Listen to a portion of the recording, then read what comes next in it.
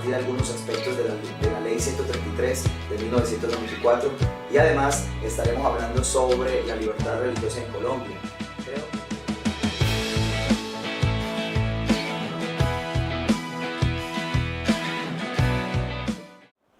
Dios les bendiga, mis hermanos, bienvenidos a este espacio donde con toda diligencia esperamos compartir con ustedes algunos aspectos importantes de la normatividad, de las leyes, de la evolución y la transformación que han tenido en los últimos años, sobre todo lo que tiene que ver con nuestra posición y nuestra fe y cómo poder orientar y contribuir a un sano desarrollo y crecimiento de nuestros niños, de nuestros jóvenes y de cada uno de los miembros feligreses de la iglesia en este tema de las normas y de las leyes vigentes. En primera medida, vamos a tomar un aspecto de los antecedentes históricos de la libertad religiosa en Colombia. Segundo, vamos a compartir algunos aspectos de la Ley 133 de 1994 y además estaremos hablando sobre la libertad religiosa en Colombia.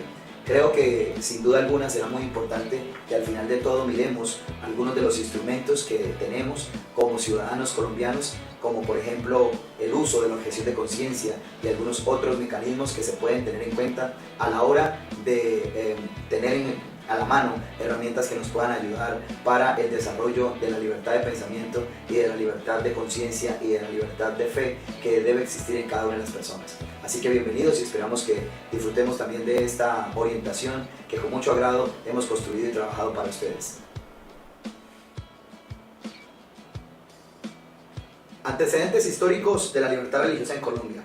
Hablar de los antecedentes históricos es pensar que la libertad religiosa en Colombia antes de 1991 no era una tarea fácil. El episodio que transformó algunos modelos de la historia de los últimos años en cuanto a la libertad religiosa marca el episodio de la Constitución de 1991, ya que en cualquier otro país del mundo civilizado la libertad de religión y de cultos no solo es un derecho debidamente reconocido en la legislación, sino que una plena y viva realidad social que da de muchos siglos atrás, pero no así era nuestra situación en Colombia.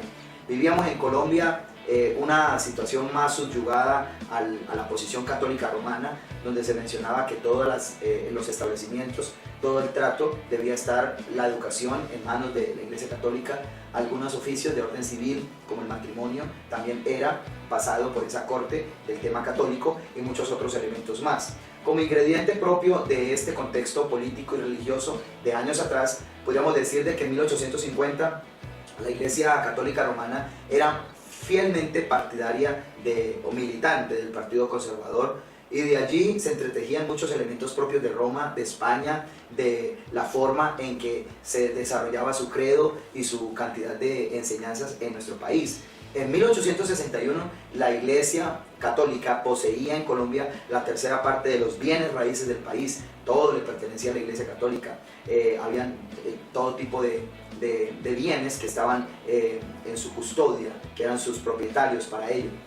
La historia habla acerca de un ingrediente importante que fue en 1887, donde Rafael Núñez da paso y aprueba el concordato.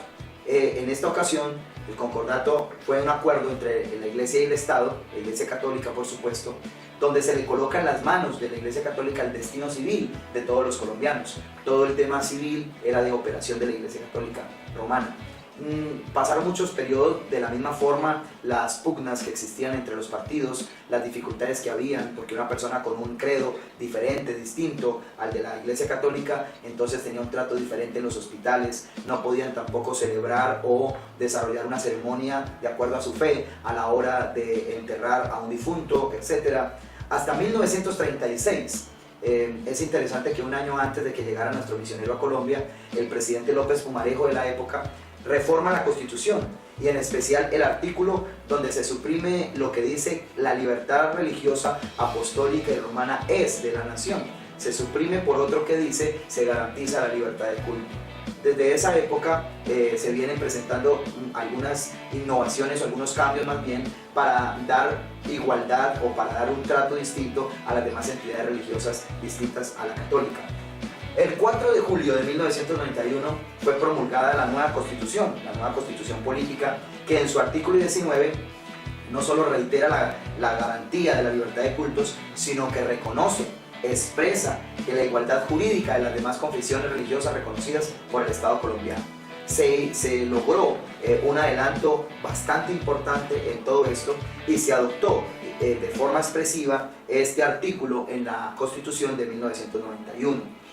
Además, podríamos decir en esta parte que hoy gozamos en Colombia de un Estado laico, de un Estado pluralista. El Estado no tiene definida una fe. Hay algunos que han dicho que el Estado colombiano es el Estado del Sagrado Corazón, que es el Estado de este credo, y constitucionalmente el Estado no tiene ninguna confesión religiosa. Es laico y es pluralista. Varios millones de colombianos pertenecen a múltiples iglesias, a múltiples confesiones religiosas no católicas. La iglesia protestante goza de un reconocimiento, de dignidad, de respeto. La iglesia cristiana evangélica posee todo tipo de posiciones en diferentes partes del país, pero a partir de la Constitución de 1991, el escenario en nuestro país se adopta en la libertad de cultos como una realidad para nosotros. Entonces, bienvenidos a esta nueva época donde a partir de 1991 se viven algunas experiencias que nuestros antecesores no vivieron, más bien sufrieron y enfrentaron todo tipo de dificultades producto de la fe que no podían compartir, que no podían divulgar y de derechos que no podían reclamar. Bienvenidos a este espacio una vez más y muy contentos de poder compartir a través de este medio. Aquí les vamos a dejar nuestro correo electrónico para que nos escriban y cualquier inquietud, cualquier situación que podamos compartir, con mucho gusto. Vamos a seguir en el siguiente aspecto que tenemos preparado para ustedes en este día.